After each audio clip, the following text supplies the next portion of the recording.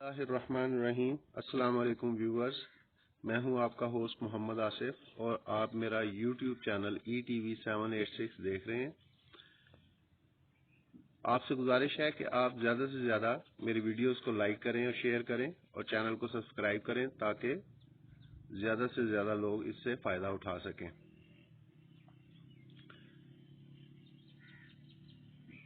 हम basic concepts of accounting सीखने की कोशिश कर रहे हैं। बेसिक कॉन्सेप्ट्स ऑफ अकाउंटिंग के सिलसिले का आज 10वां लेसन है और इसका टाइटल है बैलेंस शीट। तो आइए आज देखते हैं कि बैलेंस शीट अकाउंटिंग सिस्टम में क्या होती है। सबसे पहले इसकी डेफिनेशन देखते हैं। Balance sheet is a financial statement that reports a companies assets, liabilities and share holders equity for a specific accounting period.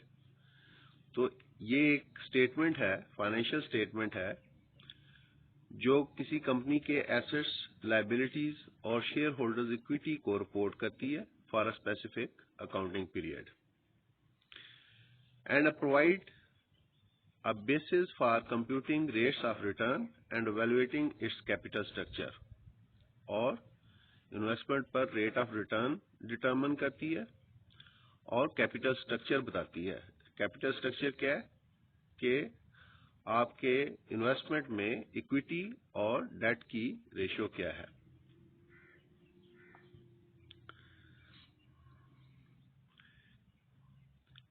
It provides a snapshot of what a company owns and owes, as well as the amount invested by the shareholders। तो ये बताती है कि company का अपना क्या है और उधार क्या है और शेयर होल्डर्स ने इसमें कितनी इन्वेस्टमेंट की हुई है। The balance sheet is used alongside other important financial statements such as the income statement and statement of cash flows in conducting fundamental analysis and calculating financial ratios। तो ये दूसरी financial statements जैसा कि income statement है, हम पहले इससे पिछले लेक्चर में पढ़ चुके हैं, और कैश फ्लो स्टेटमेंट है। तो इसके साथ साथ बैलेंस शीट भी बिजनेस का फंडामेंटल एनालिसिस करने के लिए और फाइनेंशियल रेशियोज कैलकुलेट करने के लिए यूज की जाती है।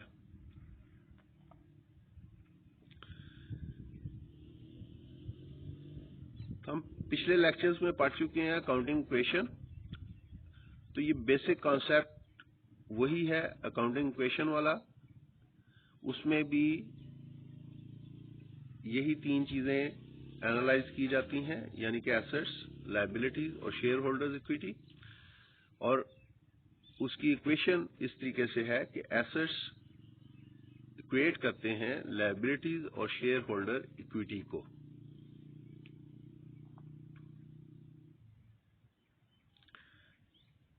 तो देखते हैं कि एसेट्स क्या है। An asset is anything a company ons which holds some amount of quantifiable value, meaning that it could be liquidated and turned to cash। They are the goods and resources owned by the company। तो assets किसी company में उस चीज को कहेंगे जिसकी कुछ ना कुछ वैल्यू हो और वो कैश में कन्वर्ट हो सके, जैसा कि इन्वेंटरीज हैं या दूसरे रिसोर्सेज हैं जो कि कंपनी ओन करती है। Assets can be further broken down into current assets and non current assets. दो तरह के एसेट्स होते हैं, एक करंट एसेट्स और दूसरे नॉन करंट एसेट या fix assets. Current assets are typically what a company expects to convert into cash within a year's time. तो करंट एसेट्स कौन से हैं? जो कि एक साल में लिक्विडेट हो जाए या कैश में कन्वर्ट हो जाए। तो कैश और कैश इक्विवेलेंट्स इसकी मिसाल है।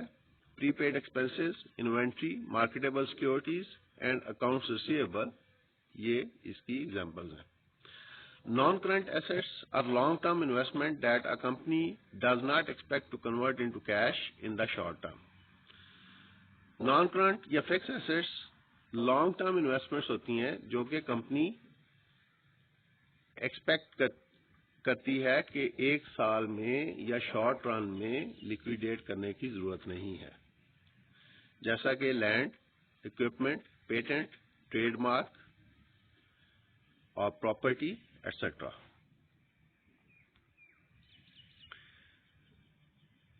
Liabilities. A liability is anything a company or organization owes to a debtor. This may refer to payroll expense, rent, utility payment, debt payments, money owed to suppliers, taxes or bonds payable.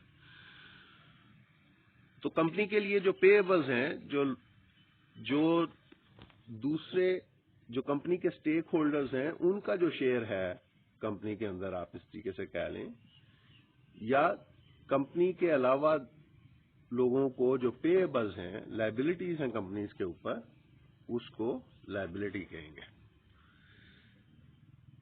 जैसा कि आपने employees की तनख्वाहें पे करनी है, office का rent पे करना है, यूटिलिटी गवर्नमेंट को देनी है, डेट की पेमेंट करनी है बैंक्स को, सप्लायर को पैसे देने हैं, गवर्नमेंट को टैक्सेस देने हैं, या कोई बॉन्ड्स पेएबल हैं। As with assets, liabilities can be classified as either current liabilities or non-current liabilities. तो assets की तरह liability भी दो तरह की है, एक current liability और एक non-current liability. Current liabilities are typically those due within 1 year. तो वो liabilities जो एक साल के अंदर due होती हैं या पे करनी होती हैं, उनको current liabilities कहते हैं, which may include account payable and other accrued expenses. Non-current liabilities क्या हैं? Are typically those that a company does not expect to repay within 1 year. तो long term या non-current liabilities वो हैं जो कि एक साल के अंदर कंपनी ने पे नहीं करनी होती। They are usually long term obligations, जैसा आपने किसी बैंक से लोन लिया हुआ है और for a period of 20 year. Leases हैं, आपने 100 साल की लीज ली है, बॉन्ड्स पेएबल हैं या लॉन्ग टर्म लोन्स पेएबल हैं। इसके बाद आ जाता है owner and shareholder equity. Owner, अगर एक ऑनर है बिजनेस में, एक इन्वेस्टर है, तो उसको ऑनर कहेंगे। शेयर होल्डर, कोई पब्लिक कंपनी है तो उसमें शेयर होल्डर्स होंगे। तो जो भी इन्वेस्टमेंट बिजनेस में की जाती है मालकान की तरफ से, उसको ऑनर्स या शेयर होल्डर इक्विटी कहते हैं। Shareholder equity refers generally to the net worth of a company and reflects the amount of money that would be left over if all assets were sold and liabilities paid. Shareholders' equity belongs to the shareholders whether they be private or public owners. तो तमाम assets बेचकर liabilities पे कर दी जाएं तो जो amount बचती है उसको शेयर होल्डर इक्विटी कहा जा सकता है, और उसको इक्वेशन से इस तरीके से डिपेक्ट किया जा सकता है कि shareholder equity is equal to assets minus liability. The question raises that does a balance sheet always balance? A balance sheet should always balance. The name itself comes from the fact that a company's assets will equal its liabilities plus any shareholders' equity that has been issued. If you find that your balance sheet is not truly balancing, it may be caused by one of these reasons.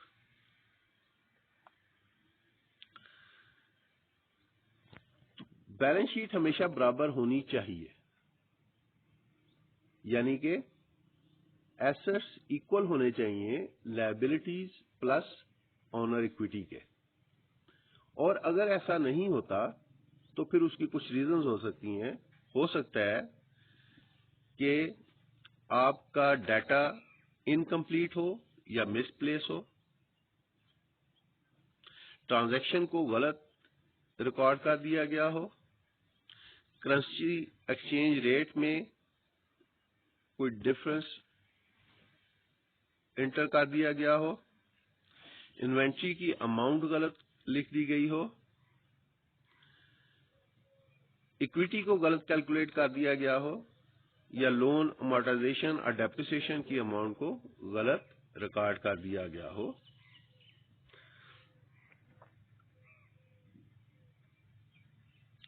How to prepare a balance sheet? Following are the steps to create a basic balance sheet for your organization, even if some or all of the processes is automated through the use of an accounting system or software. Understanding how a balance sheet is prepared will enable you to spot potential errors so that they can be resolved before they cause lasting damage.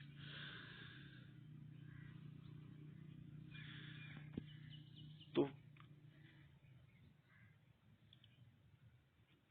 किसी organisation की balance sheet को create करने के लिए, चाहे वो manual हो या कंप्यूटराइज्ड हो, कुछ स्टेप्स जरूरी हैं। आइए देखते हैं वो क्या है। Determine the reporting date and period. सबसे पहले आपने जिस चीज का ख्याल करना है वो ये है कि आपने जिस अरसे की रिपोर्ट बना रहे हैं उसका डेट और पीरियड मेंशन करना जरूरी है, ताकि पता चले कि ये किस पीरियड से बिलोंग करती है और कौन सी डेट को प्रिपेयर की गई है। A balance sheet is meant to depict the total assets, liabilities, and shareholders' equity of a company on a specific date, typically referred to as the reporting date. Often the reporting date will be the final day of reporting period.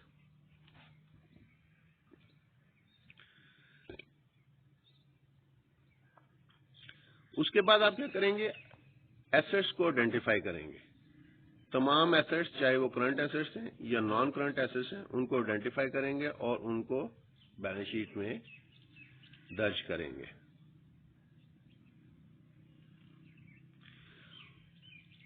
इसके बाद आप liabilities को identify करेंगे और उनको balance sheet में record करेंगे।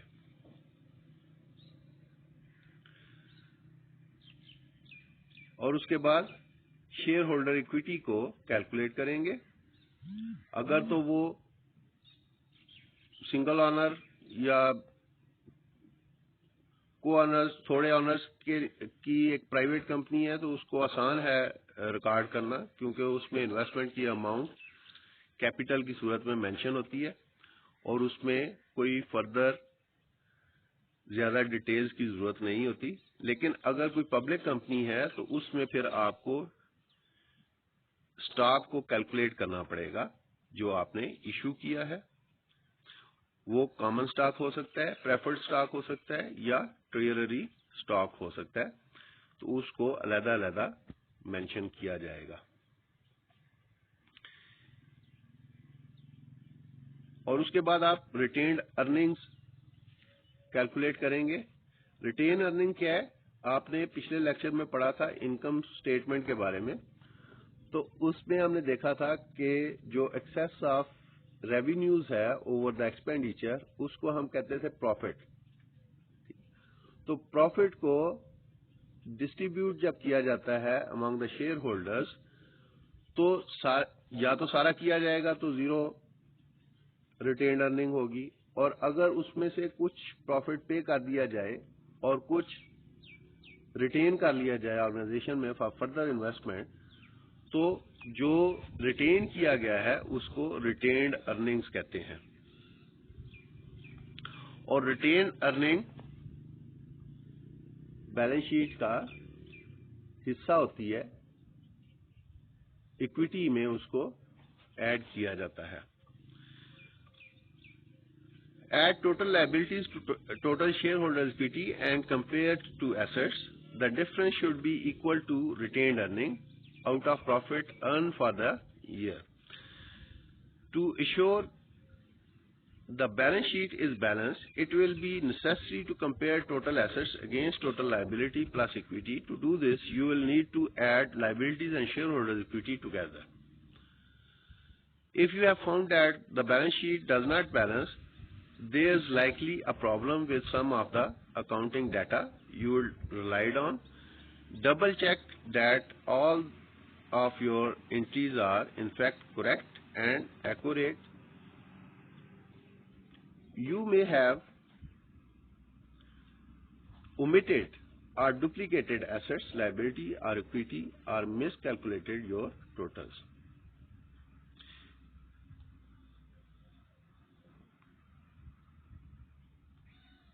Balance sheet की एक एग्जाम्पल दी गई है।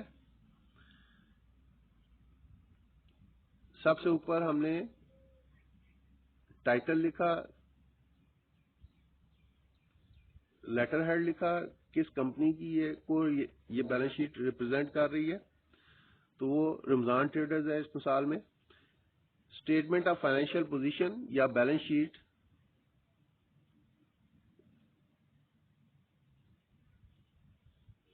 स्टेटमेंट का टाइटल है और उसके बाद फिर उसकी डेट लिखी है, मेंशन की है एज एट दिसंबर 31, 2020। तो ये दिसंबर 31 को बनाई गई है, तो ये फॉर द ईयर एंडिंग होगी। एक साल की ये स्टेटमेंट है जो कि 31 दिसंबर 2020 को प्रिपेयर की गई है।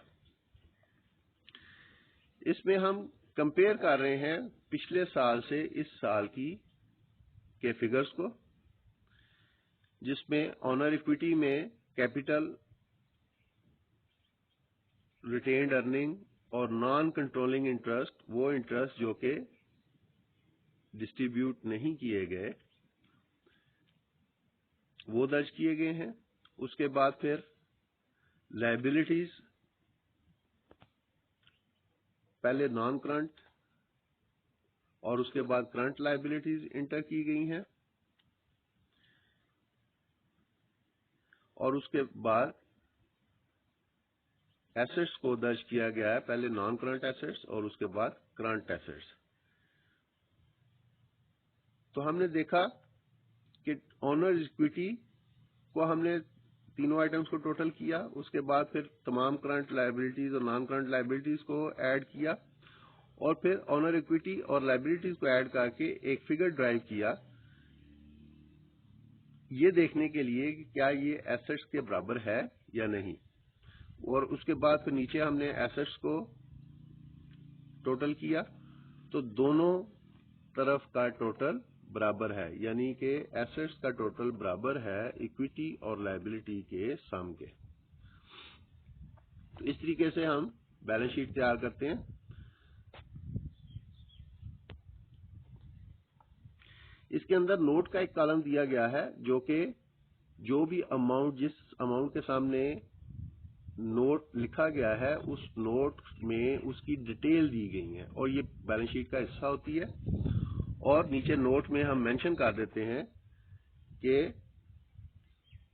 नोट नंबर फलाने से लेके फलाने तक फाइनेंशियल स्टेटमेंट का पार्ट है। इसके साथ आज का लेक्चर खत्म करते हैं।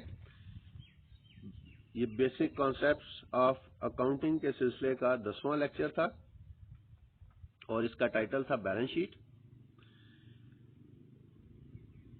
मेरी वीडियोस को देखने का बहुत बहुत शुक्रिया। मेरा चैनल है ETV 786। आपसे गुजारिश है कि मेरी वीडियोस को लाइक करें, शेयर करें और चैनल को सब्सक्राइब करें ताकि ज्यादा से ज्यादा लोगों तक ये मालूमात पहुंच सकें। इसके साथ मुझे इजाजत दीजिए। अल्लाह हाफिज। अस्सलाम वालेकुम व रहमतुल्लाहि व बरकातुहू।